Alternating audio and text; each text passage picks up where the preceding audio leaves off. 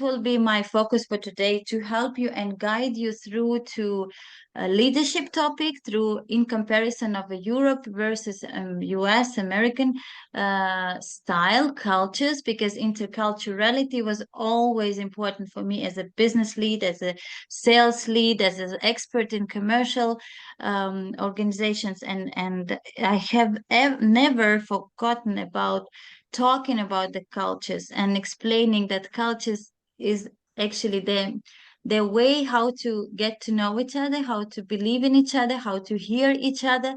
And this is why I want to help those entrepreneurs globally to become mindful and see those opportunities rather than the risks in terms of differences and cultural aspects. And Gloria, what is your, let's say, mission for today, vision for today? What would you like to share with us? I'm so happy to see you here, first of all. Thank you, Julia. It's really wonderful to be here with you. It's morning here where I live in the United States. So good morning from the United States and good evening in Europe. I've been a leader in the healthcare space for over 2 decades. And the passion that I have wherever I've worked in different organizations has been in leadership development.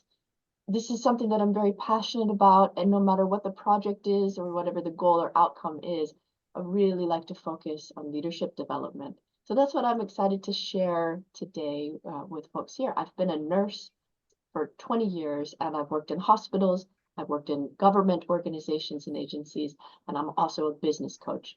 Really excited to see everyone today. Thank you, Gloria. That's amazing. First of all, this is such an honor to have someone from really this environment, because when we talk cross-culturally, we sometimes may misunderstand the things that we see from our angle, right? A little bit different than they are in reality.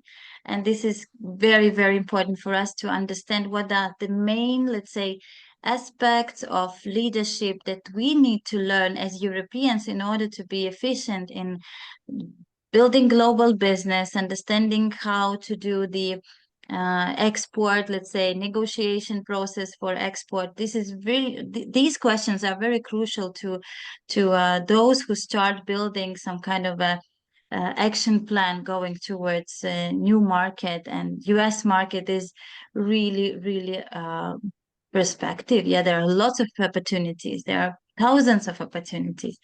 We just need to know the key, let's say, and key and the code and the password, how to win best relationships and trust in these markets, in this huge market. So what would be, let's say, your first key insight to us? What does it mean for US leader to build trust? How we can gain trusted, let's say, relationships and business with leader in US?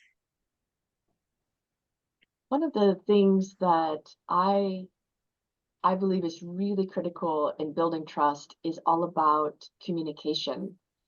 And as you mentioned, Europe has many countries, and the United States has really a lot of different regions, and there's a lot of different cultures really within the United States. If you're on the East Coast, maybe they're going to be more direct. If you're in the South, people are a little bit more indirect. They're going to be a little bit more conservative. In the West, where I live in the western part of the country, they're more innovative in general and can also be a little bit indirect or more direct, kind of depending on the situation. And so it's really not just one thing.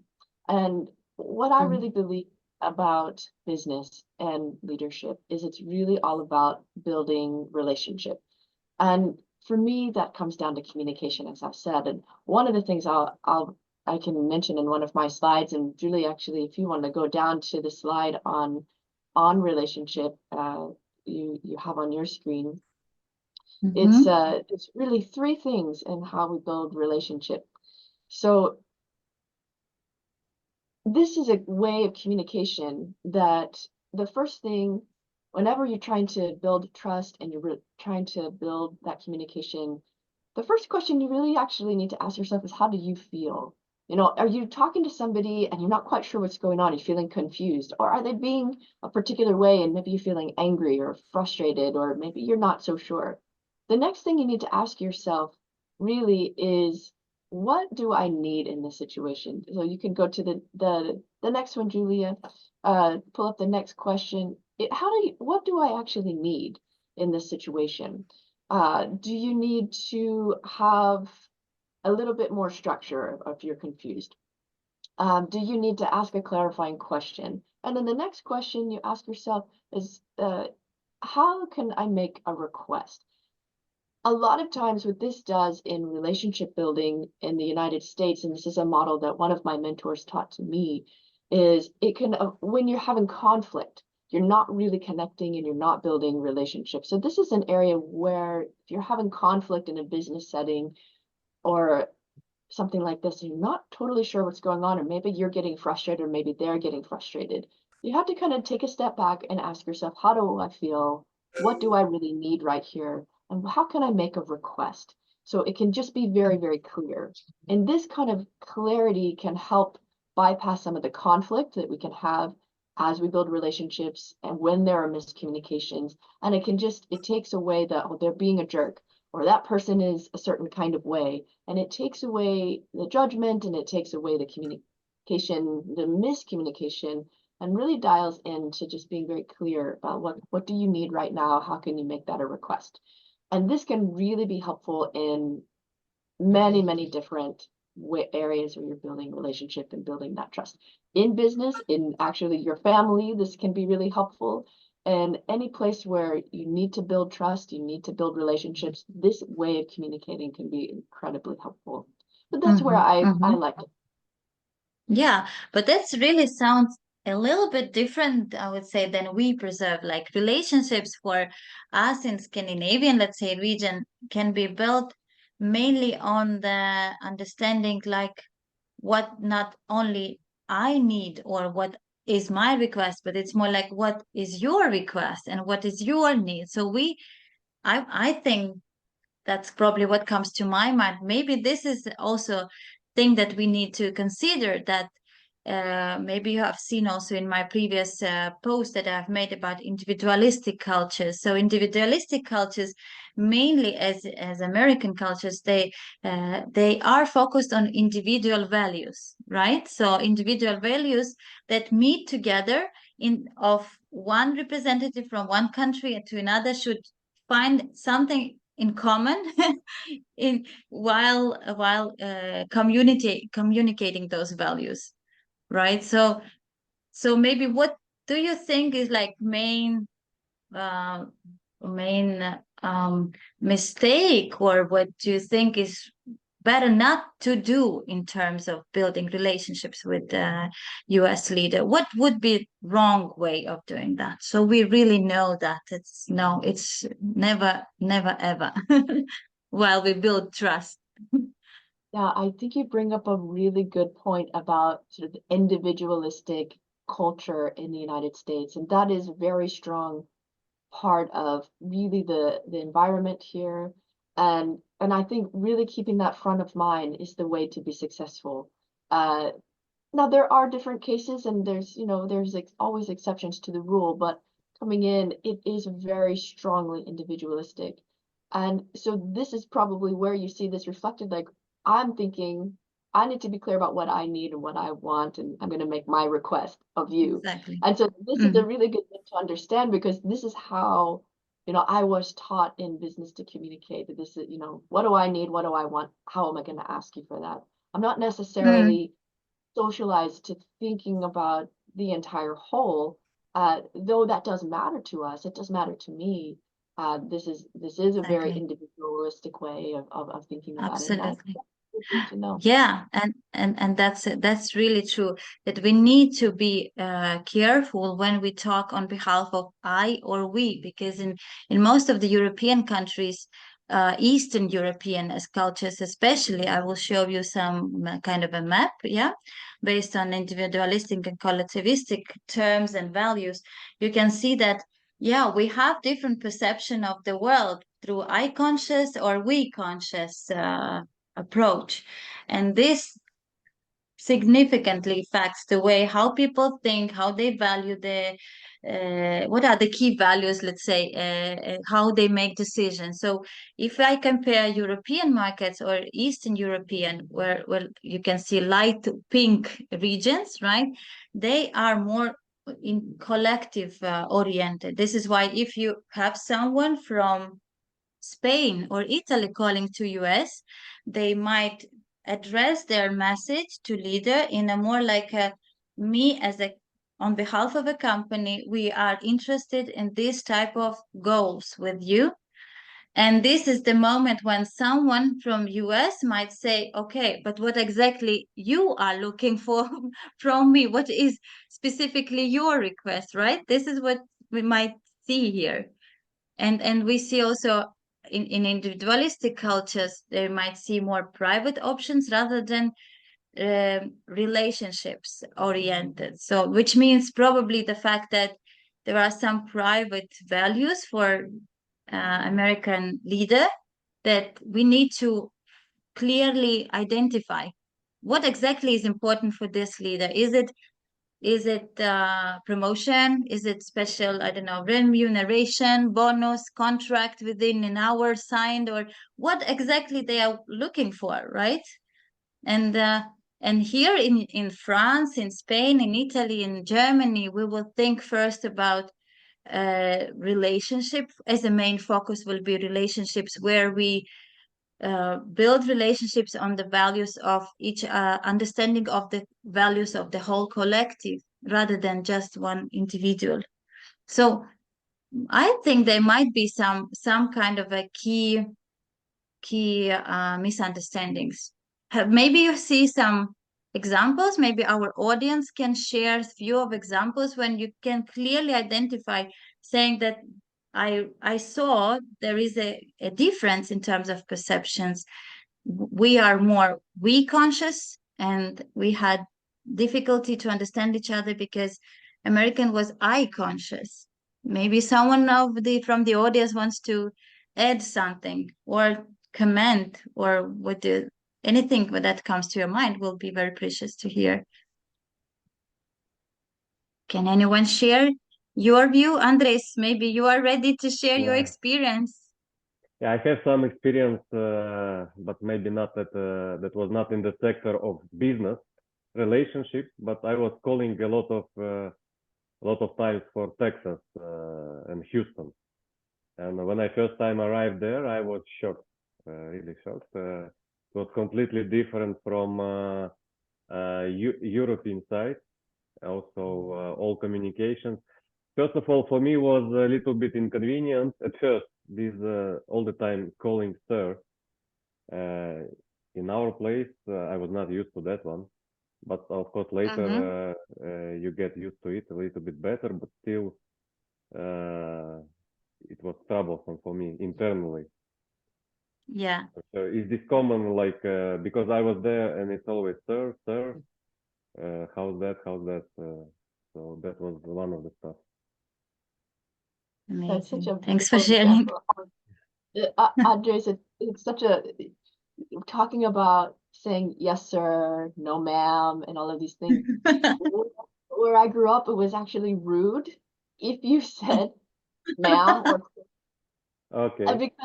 because the person is like, you're calling me old. Why are you saying this to me? But so many of my family members live in places where it's rude not to. So I always had to go back and forth, like, okay, yes, ma'am, no, ma'am. When do I say that to some of my family, and when do I not say that to some Okay. of my family? Because depending on what state they live in, it's that way. It's such a good example. And you said that in the south they are more indirect. Yeah, They can be, yes.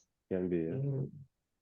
So if you approach a U.S. leader, you have to identify what is his end goal, in what end goal he has in mind, and you should be more like direct and speak about I want this and that. And if you start talking like how we can help you, it triggers some kind of response which is more on the negative side. Am I correct? Or it's too complicated?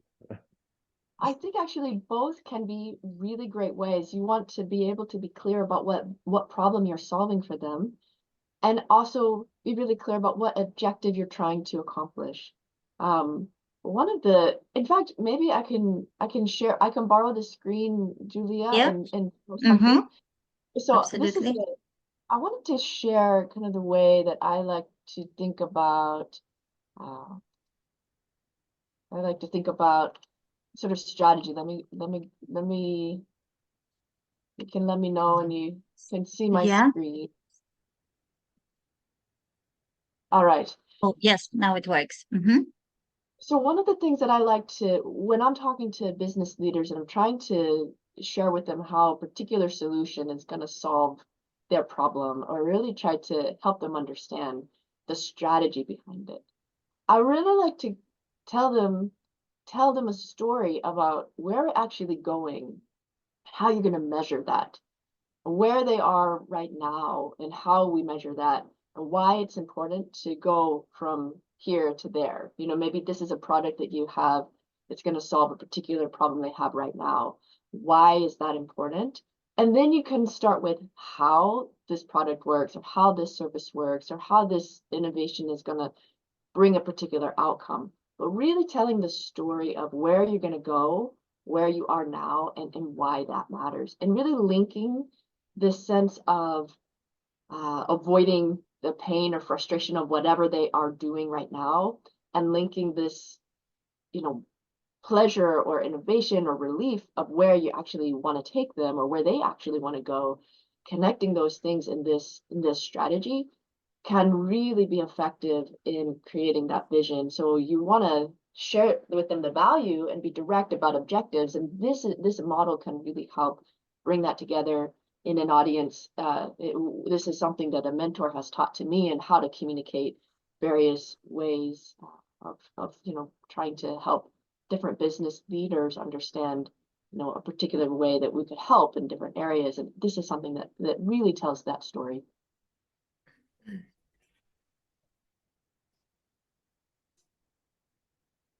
I try to. Yeah. So how would then look like the negotiation process, ideally, if this is the first meeting to get attention from US partner? Let's say I met you before, so we know each other, but if I have met you before, then what would make me sound relevant to you in terms of my value proposition, to meet me, to discuss some kind of a strategy, to go for the next stage of a cooperation? How would this discussion would look like? So what will be the best way, like practically? Is it like long presentation with lots of materials, or it should be very clear stated focus? And how it usually works? So it's very yeah. Should we go by emails, or it's never working on emails? We need to do something like calling you several times a day. What will make US leader feel that you are trusted partner and it's worth working with us? What I think is so important, and what I share a lot, is be able to communicate this framework. Where are we going? Where do you see this business leader can go? Yeah, Where yeah, are they now, and why that's important? And then a couple of items about how whatever you have to offer is going to help with that. If you can communicate that really directly and clearly in like 30 seconds, sort of what we call the elevator pitch, it can really help hmm, you organize. And a leader who's fast paced and moving, and doing too much and doing many things all at one time, if you can capture their imagination for 30 seconds with this yeah. vision, that can really be helpful. So I think it has to be direct Very for me. con. Has to be direct, has to be very quick and very, very clear, and have all these elements in it. That really can be Yeah, successful. yeah. What is the main focus? Where we are now? What we want to achieve? Basically, what the value that you will bring to us in terms of some certain period of time. Let's say very concrete timelines, isn't it? So it's not like somewhere, someday, but concrete. Yeah, That's right. That's right. Exactly. exactly. Yeah, super. But what I always mention when I used to work a lot with the American companies, also in IT business. I'm also part of the huge IT company myself.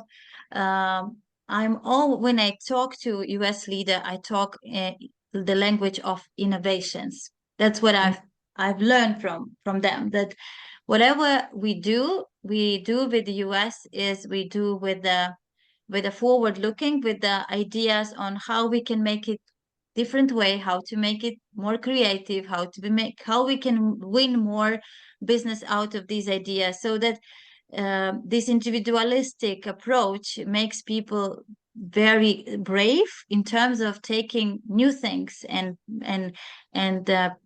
let's say testing new things. They are not afraid to innovate.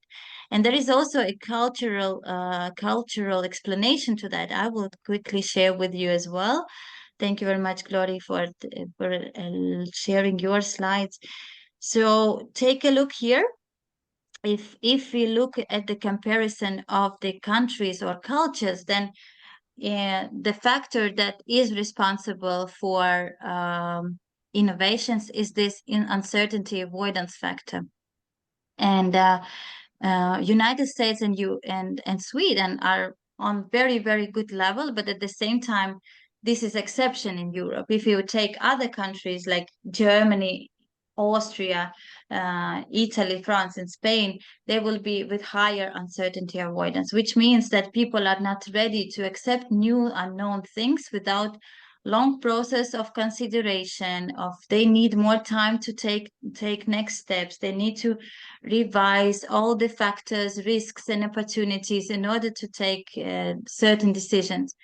And in America and US and the same in Sweden, for example, these countries and cultures are ready to take risks. They just need to consider of the value, as you say, how this will impact us in the future, or when, and there should be very clearly stated KPI, let's say, yeah, and then you can come up with new ideas. You can bring new crazy opportunities that probably look a bit strange at the very beginning, but they are ready to try. That is my experience with American business. Is it true, Glory? Is it like something that we can replicate to our business and strategies, that innovations are easy, no? I love this, especially the one with the long-term orientation.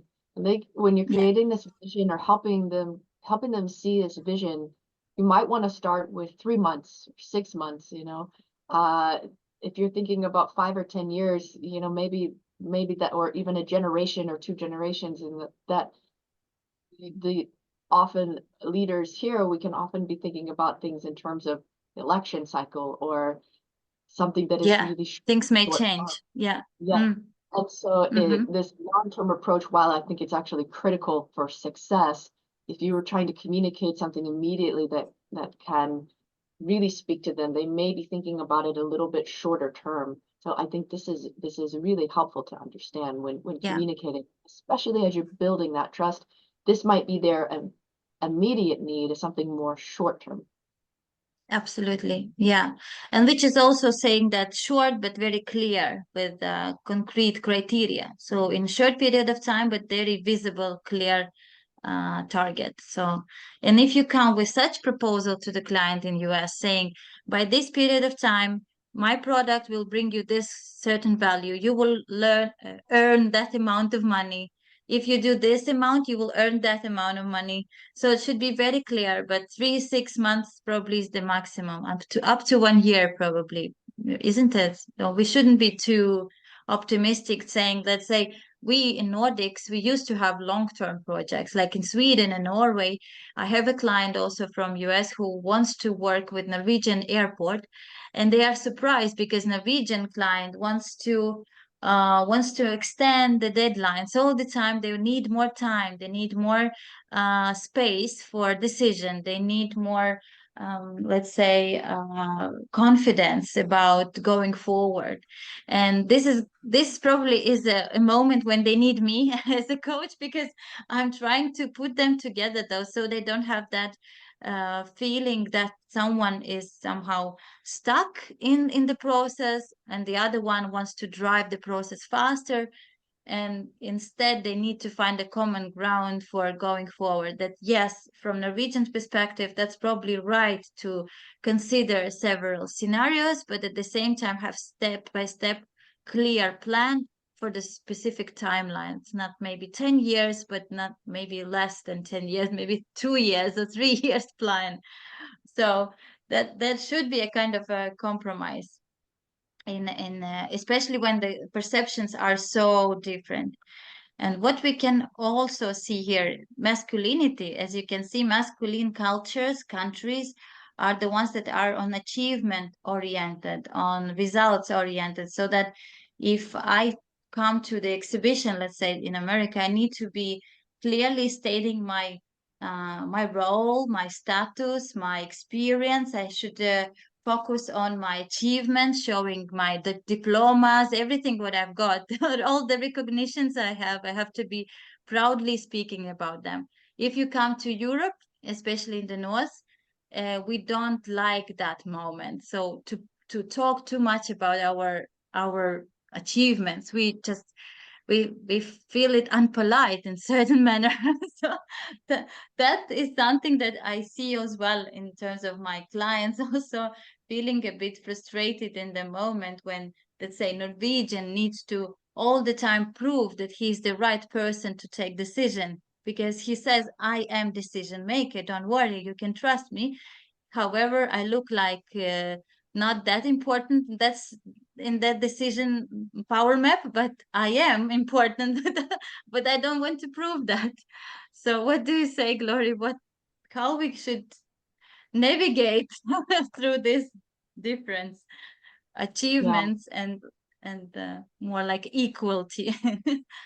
Yeah, that's such a good point. The masculinity score in the United States is quite high, and it yeah, is so common for folks to say, "Hi, how are you? Where did you go to school? What did you study? What have you accomplished? What is your job? What is your title? Tell me your resume." And we're just like meeting for a coffee, and it's just amazing. That's sort of like it's almost like a job interview whenever you meet somebody for the first time, yeah, yeah. sharing your entire resume.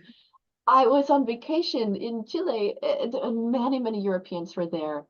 And it was actually quite nice because the entire month, uh, somebody was sharing their resume with me. We were just talking about how beautiful this country is and what did you have for lunch and did you see, this trail? We're doing a lot of hiking. And I thought, wow, nobody asked me what I do. Nobody wanted to know what my project is. And Yeah. I really Hmm. appreciated that, and it really is in contrast to the experience here, where you really kind of talk about that first, and everybody wants to know what each other does.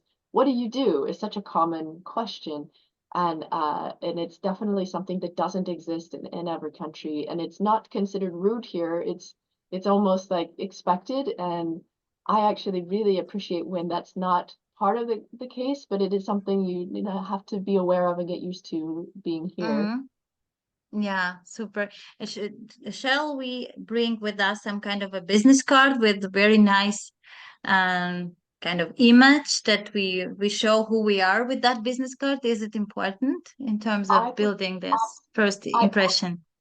I always Yeah. have a business card with me because it's like when you're in a moment and you go, just email me. You just look like so professional. They're just like, oh, do I have mine? And then in that moment, Yeah. you won, and Yeah. if somebody here's mine. It really doesn't matter on the business card because honestly, we're going to look you up on LinkedIn. Like we don't need it. It's just that moment of power. Like who Exactly. is really prepared? And so it's a very cheap and very easy way to just show Easy that you're way. you're ready, you're smart, you're prepared. Super, super. That's very important tip. It's very small tip, but it's very practical tip because in terms of international business, I've been traveling all around the world and I've been always talking to same company, different companies, different cultures, and always conscious about these little things because these little things may affect everything. So, especially if you go to absolutely opposite culture. Let's say I go to Dubai, I need to clearly understand at which moment what I need to do with the Arab culture. The same in Asia. What should be those little things that I need to bear in mind in non-verbal, in verbal communication in order to make us look professional, look trusted, and be prepared for real business negotiations. And what I like about American way of doing business is always the fact that it's more predictable. That's what I sometimes don't see in European countries, because this fact of collective approach, more feminine approach, yeah, less masculine, more feminine, where we care more about our well-being, about good balance between work and life, and we might not take too much of stress on us just because, yeah, maybe it's not time to take decision. Let's take it for longer, or maybe we need more information. So people are, let's say, a bit more relaxed in certain ways. And when we think about Scandinavian and Nordic countries and cultures, then yeah, then this Norwegian guy, he really needs more time to build this confidence, and he needs to find someone else who will help me. So it takes more time, and you don't know, you cannot predict the outcome. So with the American country culture, I can clearly see the outcome. I can say, okay, or I can see, yes, he will take this in this, he will take decision at least in this period of time, and he will take decision in due to these factors. If I meet this requirement or that requirement, then I will win probably this deal. So for me it looks like this. So I can, if I can read, if I can be actively reading and listening to my client, what he really values in especially when he comes from America, I can navigate through these requirements and all the expectations very easily. Then it's so much easier for me to see what will be the next step with the client. So yeah, but that's my experience. Maybe someone wants to add something. So it's always easy when you are with this open mindset, with this global mindset, thinking that, yeah, we all are different. All these differences make us stronger, and there are opportunities behind. If you see, let's say, I will show you one slide about decision making. So maybe for Glory, that will be a bit different view. So structurally showing that US, you can see that's very clear hierarchy about who is taking which decision. But in order to impact decision of someone, at least from my experience, I need to build relationships. Doesn't matter who this person is, where he is in the structure. I might find very good common ground with those leaders, and then they will help me to get to the main decision maker. So it's not that strict maybe as it could be in, let's say, India or Asia, where the boss is really boss. It's like God, that everybody's praying on God, and everybody thinks that, yeah, you cannot move your finger without the permission of the boss. So in America, I think people are more or less equal in terms of roles. In decision making, you need to just understand which individuals are taking which responsibility. But for your comparison, on the other side, Finland, Norway, Sweden, these are the Nordic, this is the Nordic perspective. Let's say we are very equal here in Europe, at least in the northern part of Europe. And usually leaders are not showing off. They're not saying, I'm the main boss and all decisions should be made with me. So you can basically circulate your proposition to any of the team leads, and they will come together. They will have this consensus discussion, like you can see this spiral. This is consensus when people are gathering and asking each other questions. So this is the reason why it takes so much time to take some kind of a next step from the Scandinavian, let's say, person. So how do you feel, Gloria, about this difference? What is your suggestion in terms of decision making? Who helps to take right decisions in the organizations. This decision-making model is so important to understand. And as sort of the next generation here in the United States are becoming, you know, the new leaders and the new tops of organizations, this sort of top-down structure is less and less interesting to us. And I think we are wishing and strategizing on ways to become more centric or more, you know, more egalitarian, and where the leader really is there to set the vision and really empower and entrust the people in the company to be leaders in their spaces. That's the folks in their 30s and then their 40s here in the United States who are becoming the next generation of top leaders, really are less interested in this sort of old model. This is still really the reality here in the United States, that you have that pyramid. And as I look at it, I go, oh gosh, you know, like I'm really working to change some of this, because it's just very problematic in a lot of ways. It can be really quick, but there can be also this sense of burnout, or you don't feel heard or understood as an employee. And particularly during COVID, so many people, you may have heard of the sort of the Great Resignation, where a lot of people in their 30s and 40s really just quit their job because they don't want to operate in this kind of way anymore. So there's really this revolution going on in the workforce and in leadership development around rethinking this model. And you have that conflict where you kind of have the old way of doing things, and then you have this innovation of wanting to do things in a different way.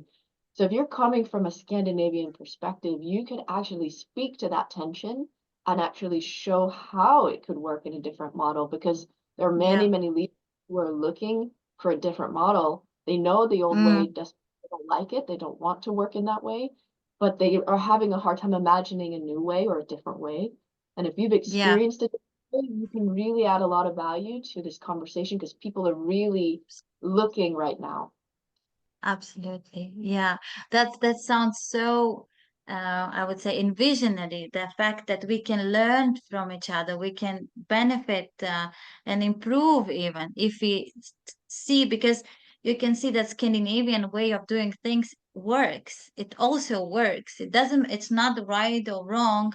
Yes, it is slow, yet it takes more time than might look from the surface that it's inefficient, but it is efficient, and these economies are really strong, right? So this is proven. But the fact that when we see this interaction between different perceptions, we can really benefit a lot. And this is absolutely true. Even from my Norwegian client is telling the same thing. They're saying that we learn from Americans to do things with more focus and less maybe spending time on unnecessary examinations. So we sometimes don't trust ourselves. However, we are so well prepared. We have excellent product, but we still don't trust us fully. So we test all the time with not enough confidence. So they have learned confidence from the US, from American leader, and vice versa.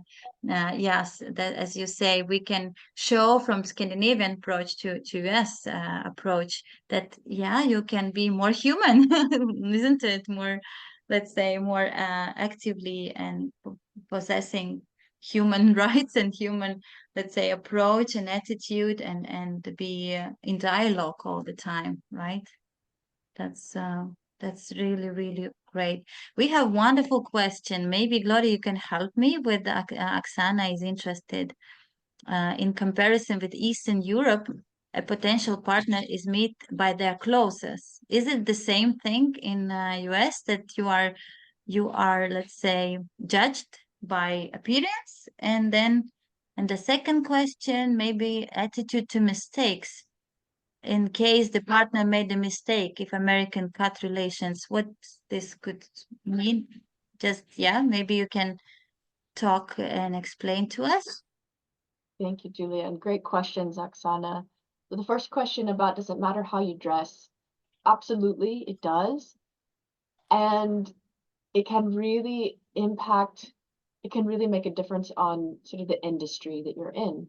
If you're in a more conservative industry, such as healthcare or government or banking and those insurance and those kinds of things, you're going to want to wear, your dark blue suit and those kinds of things. If you're in tech or places that are more innovative, and these leaders are going to Burning Man, if you know what that is, sort of the festival of innovation and arts and things like that, the CEO might be in a hoodie or jeans, and if you show up in the banking suit or the government suit, they're just not going to trust you, and they're just going to be like, yeah, I understand by how you're dressed, you're signifying to me that you're thinking about things in an old model. And so you want to dress appropriately to your audience, and in order to that kind of signals to them that you understand what they value. So that can be really important. So if you know your audience really values a particular thing, if you dress in that way, you're signaling you've done your homework and they can relate to you. I mean, you want to be authentic to who you are as well, but it really can make a difference. So yes, it matters, and it depends on the audience and how you might dress. For example, I went to the Aspen Ideas Festival, and and I'd been there a few times before, so I knew not to dress in my regular suit. People are wearing jeans, they're wearing cowboy hats, they're wearing more of a bohemian kind of, academic bohemian kind of vibe. And for the folks, you could always tell the first people who were there, and there's leaders from across every industry, across governments, it's an international event. And you could always tell the people who had never been there before because they were all in their blue suits. And the people who'd been there before, they kind of understood you could be a little bit more relaxed. And so that's just a great example of knowing your audience. The second one is really about, are Americans do they cut relationships fast, or are they loyal to mistakes? And I would say that it really depends on the relationship that you've built. If it's a new relationship and you make a mistake early on, you might see that we're just gonna, there's lots of options out there. We're gonna cut and go to something else. It really depends. But if there's a deep relationship there, then there's gonna be more tolerance for the learning curve. And so it really makes a difference to invest in that relationship and build that trust. If you have deep relationship and deep trust and you make a small mistake, it's probably going to be fine. There is a deep sense of loyalty as well. So it really just depends. And it also would probably depend on the industry or the sector that you're looking at. Some of the really innovative, areas, suddenly you're just not, then maybe they have shifted directions. They were thinking about cutting ties anyway. You make a mistake, that's the opportunity for them to move on. It really depends. And you cannot take it easy. You need to really think about that. You need to reconsider that several times and change your mindset in a certain manner. So that's one complicated task. But yeah, in US, it really matters because as far as I feel and see that everybody is interested to learn about how to make your life better, your health better, your relationships. Yeah, so this is really your product. I think is really, really good for Dutch market. Just keep on focusing on the right values, right? Yeah, of Thanks. course. We have to find out people needs. Does he need my, how to say, advice or product or service? Just to find out the need. Great. Thank you. Good luck to you, Anita. Thank you. Thanks for Thank you. sharing. Yeah, Andres, you wanted to also Yes, ask something.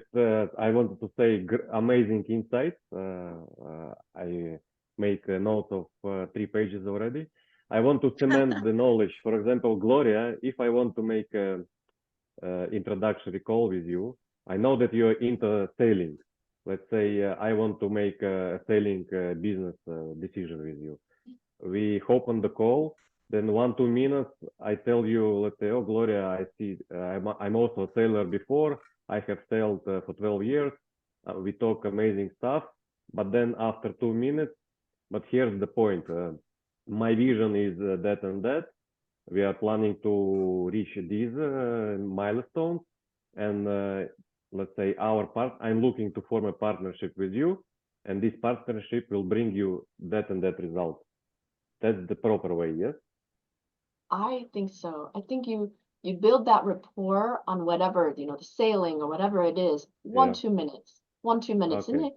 any more than that, it's like, tell me what value I'm gonna get out of this, Okay.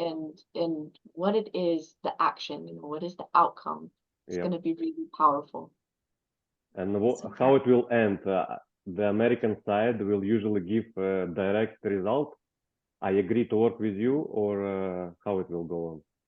You always want to find a way to end with action because Yeah. one, that's really energizing to any leader. And often we spend our time in meetings and the end of it, we've just talked, and that's very draining. So if you can find a way to end with some kind of action, that can be a gift in a way. It feels really good to end with some kind of action. On the high note. Okay. And Julia, if the same example, but only I approach you with the same request, but you are in Norwegian country or Scandinavian, how it will be different? Yes. It will be like talking, sharing some common story. How are you? And all this relaxed way without any business communication. No, you see, we still are very focused in the Nordics on the goal as well, but you shouldn't push too much and too many, let's say, factors in one package. Don't put too much of information in one story. It should be step by step with little pieces. Let's say what you have done in 2 minutes for US, you should split in little pieces. And then you start your presentation with just introduction on your, because as a formula of trust in Scandinavia is based on credibility and reliability. So first of all, you need to show that you are credible in what you know. About reliability, meaning that you are always trusted in terms you fulfill your promise, you have proven results. It's enough for the first time, for the first, let's say, contact. And then you go and move step by step to the other discussion and ask what will be something that will make them feel comfortable in the next call.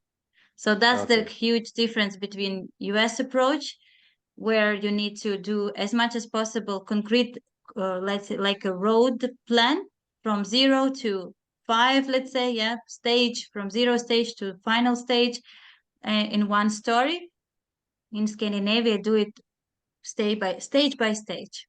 That I would Okay. suggest. And don't rush and don't push and don't exaggerate things. Make it very delicate. Yeah. Okay. And one more question, Gloria. When you check my LinkedIn profile, so you will be as American side looking for accomplishments, for some milestones of great results. Is that correct? Yeah. Yeah. Yes. And you will be looking for some credibility also, like this profile has some I don't know, some posts, some content there that drives engagement, some content of comments from a notable person, or it is not relevant if I present you a proper benefit. I think that all helps tell the story. If you're somebody that I don't know at all, and that's the only way that I'm really validating who you are. So I think it can make a difference. Okay. Okay. Thanks. Yeah. In Scandinavian culture, you need to focus more on the references, I would say, that what clients are telling about you. That will work most rather than how you tell about yourself. So let's say the biggest, let's say, reliability factor will come in that moment when client can read what others are talking and telling and are proud of, thanks to you. For that's probably about the value recognition. Right. So I think we did wonderful session today. Thank you so much, Glory. Thanks a lot, our wonderful guest. I hope you have at least taken few notes, and 3 pages, that's a lot. That's surprisingly a lot. We just took a little piece of everything what we do as business coaches. Once again, Gloria is also business coach from Mind Valley, same as me, and we are in the same community. And feel free to approach us if you need specific help or maybe advice or maybe some kind of idea that comes to your mind. We are available on LinkedIn. And yes, if you need go-to-market strategy towards US, you can reach us, and vice versa to Europe. You can always find a way. Someone will find a better support for you. Yeah, so that's probably the best. What could be that I see you smiling, I see you interested and engaged in the process. And Glory, what would be your tip? And thank you once again. And yeah, let's stay in touch. Share what you would like to share with us. Yeah, thanks so much. It's been wonderful to meet everyone, and feel free to reach out. Love to hear the different perspectives. Amazing. Thank you. Thank you once again to all of you, and wish you all the best. Good luck with your international sales and business development journey. And let's stay connected. Thank you. Yeah, thank you. Thank Bye you. bye. Bye. Bye.